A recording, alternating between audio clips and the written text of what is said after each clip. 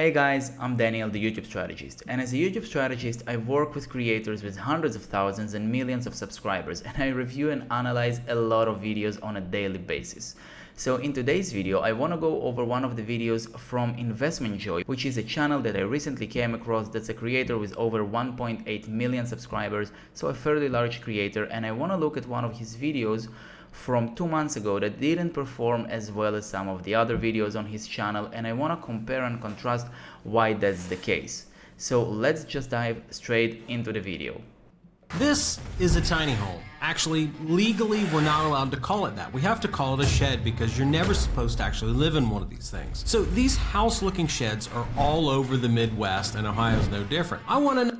So up until now, the video has started super nicely. It's very dynamic, energetic, the music pumps up the vibes, and everything here is super varied and visually engaging. So the start here, the beginning of the video, is really good. We are also confirming to the viewer that the video is going to be building about a tiny home, which reaffirms them that they clicked on the right video and it's not just a clickbait.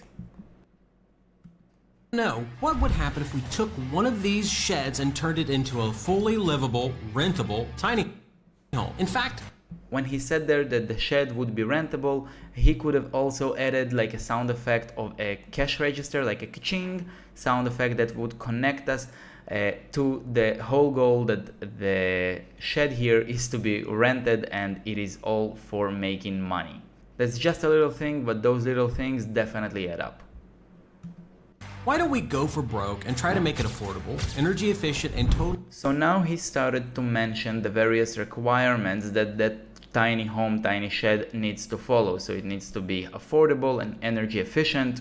Off-grid by installing solar panels, a battery backup system, and even collect rainwater so that we can treat the water on site so we don't have to. It also needs to be off-grid and collect its own rainwater. Here we are going a little bit too much into detail, because we already said that it needs to be affordable, energy efficient, and completely off-grid. So it sort of covers the other things that he's mentioning later on. Now, let's keep watching here. To spend tens of thousands of dollars in extra utility hookups. So do you think I can actually get it done? Well, there's only one way we can find out, and that's to actually do it. So let's go. He could have made the hook a little bit shorter by just naming the various requirements that that tiny home has to follow. It has to be affordable, energy efficient, and to be totally off-grid. And then he could have said something like, and the challenge here is to do it all under $15,000.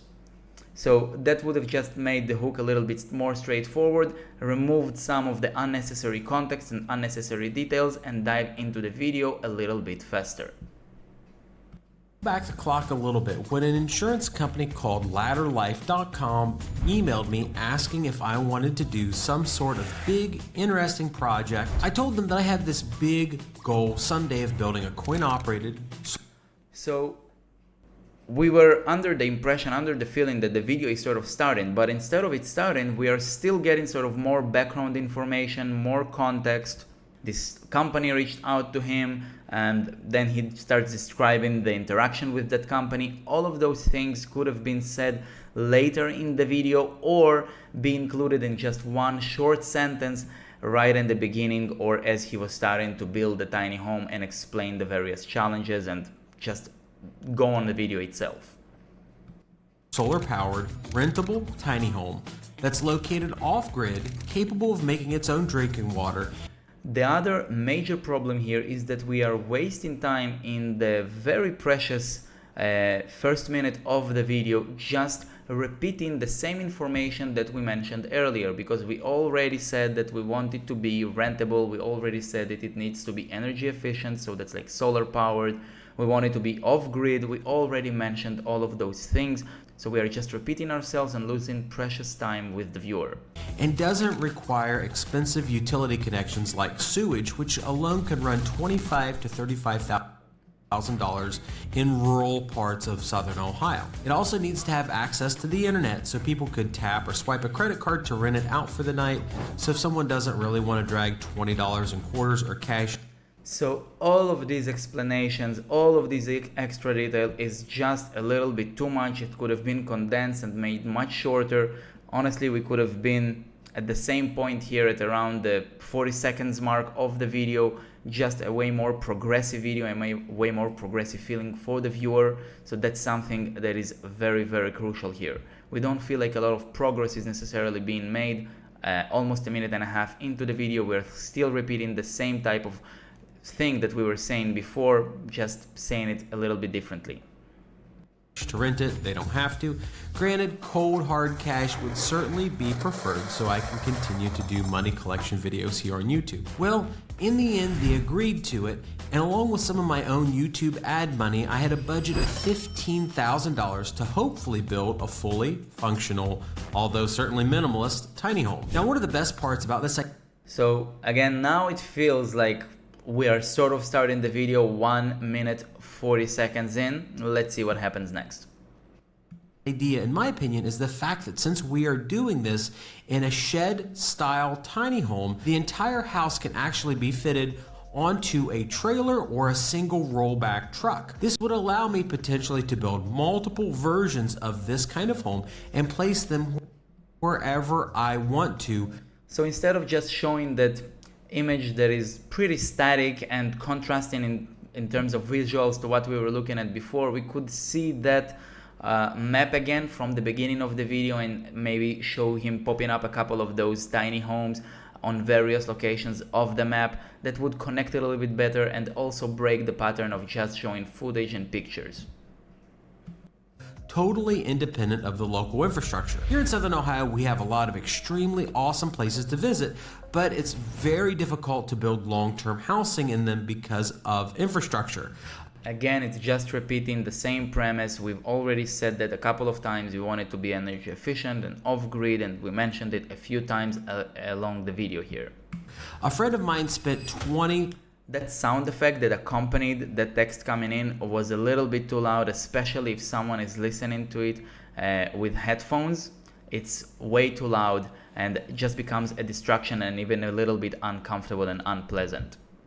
to $30,000 alone just to run electrical lines back a long lane to a home. Add in drilling a deep well at 10 to 20. Again, same thing about the sound effect, and also this whole section feels way slower. Things move forward way slower.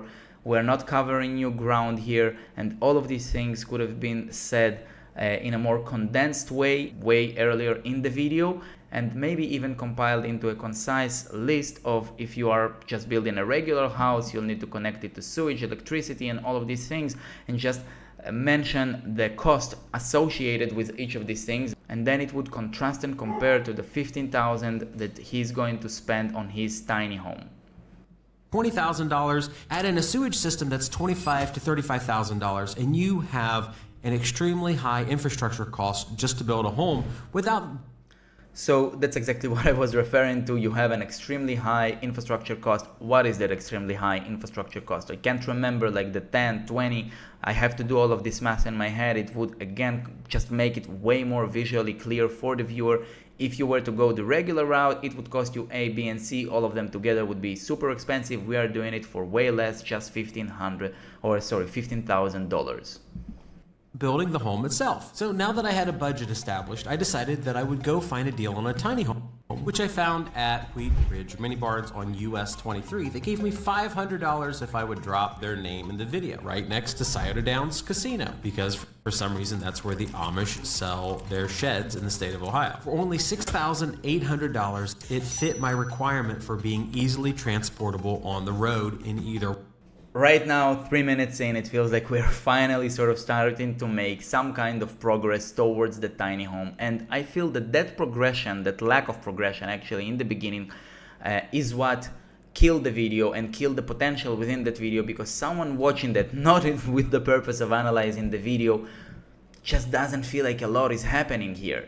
The premise is super interesting, but not a lot has happened since we started. The video started super nicely with a very well edited intro, a lot of dynamic scenes, dynamic music, but then things just took a turn and started going way slower, way fewer things were happening, and that's a major reason why someone would just decide not to keep watching the video, because again, they don't feel like a lot is happening. So I want to contrast this video to another one of his videos that he published a little bit earlier. Let me just find it here. It was this one. My $1 million trailer park has failed. And that video got 377,000 views. So it's fairly good compared to the average of the channel. I think it's like a 19x multiplier for this channel, which means that it basically got 19 times more views compared to the average amount of views that this channel gets. So let's just watch that video and see what he did in there that made it work way better. I know you guys have been asking what happened to the trailer park. So in today's video, we're going to break down the last 4 years worth of disasters that we've had here at the park and explain to you why I accepted an offer 2 weeks ago to sell the whole entire trailer park. So for 2019. So 12 seconds in and we already know a lot about this project. He bought a trailer park, it failed, or he sold it, the premise of the video that it failed, and he sort of walked us through the challenges that we are going to face throughout the video, sort of starting to create the tension that we are going to encounter throughout here. So already building up very high and getting into the meat of things in just 12 seconds. We bought a park. The seller carried $100,000 in finance, so we only had to pony up $225,000. Here is the cash register sound effect, which works very nicely here. Again, just connecting us back to the whole premise. Hey, it's all about money here, and it's just a good reminder for the viewer. But within 3 days of me closing on this trailer... By the way, there are a lot of things that could have been done better here in terms of filming, definitely, but I'm just looking here at the progression within that video comparing to the tiny home video. The disasters started to happen. Okay, again, 23, 24 or 5 seconds in, disasters starting to happen. What's going to happen? What's going wrong? Building up tension. Things are happening compared to just, it has to be affordable, it has to be tiny, it has to be transportable, things like that. We are actually moving along here.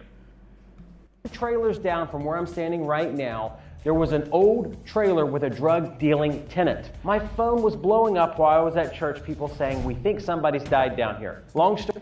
Just 35 seconds in and we are already discussing like drug dealing tenants, and people are calling him, telling him, hey, someone died in here.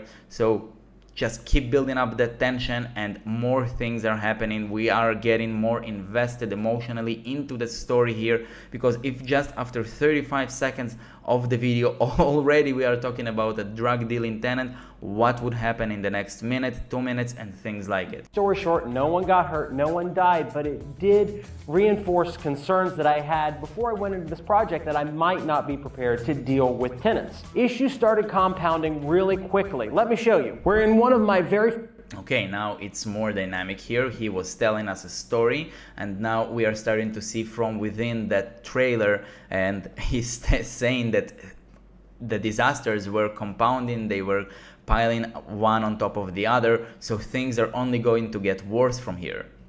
First YouTube videos on this trailer park, I discovered an individual who was wanted in the state of Kentucky for de-lifing somebody. We have to say that due to monetization. We were with a drug dealing tenant, now we are with a murder suspect. So things are really moving forward here, and basically by the first minute of that video here, I think that most viewers will just be hooked in, locked into the story, and just wanted to find out way more. And that trend that I've been covering here with like more things happening throughout this video is exactly the reason why I think that this video worked way better compared to the tiny home video, although the tiny home video was much better produced with better editing, better filming, overall better production quality, but the story was just not there enough in terms of progression and things evolving and changing throughout the video. So although I really love what Brandon is doing with his YouTube channel and the content that he's producing, with this specific video, with the tiny home video, there was a missed opportunity there to tell a story a little bit better. Another thing that I wanted to cover in regards to the tiny home video is the thumbnail of that video. That thumbnail basically has three elements in it. It has Brandon on the left side, than the text tiny home and the tiny home itself. But the thing is, the tiny home is the smallest piece and the less noticeable piece of that whole thumbnail. And we actually want people to notice the tiny home because that's the premise of them going into the video. So I actually found another video on YouTube which was posted like 2 years ago and has almost 10 million views, 9.5 million views. And look at that thumbnail. Look how well made that thumbnail is. First of all, there are fewer visual elements in that thumbnail. So we just have David and the tiny home on his right side. And also we can see how tiny it actually is compared to David. He's almost like, it's almost the same height. He can probably reach the ceiling with just his hand, which just illustrates that whole premise way better. Compare it to the thumbnail of this video. It looks like it is basically a drone shot and the person is not really standing next to the tiny home, so we don't have that scale comparison. So it just doesn't drive that point home as well as this video does, and it is just less attention grabbing. So this is another big reason why people noticed that tiny home video less and why it performed not as well as it could have.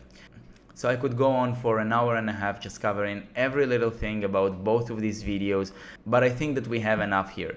This video didn't have enough progression in it, it didn't evolve quickly enough, and the packaging could also be done better. So that's it for now, guys. Thank you for listening and have a good one.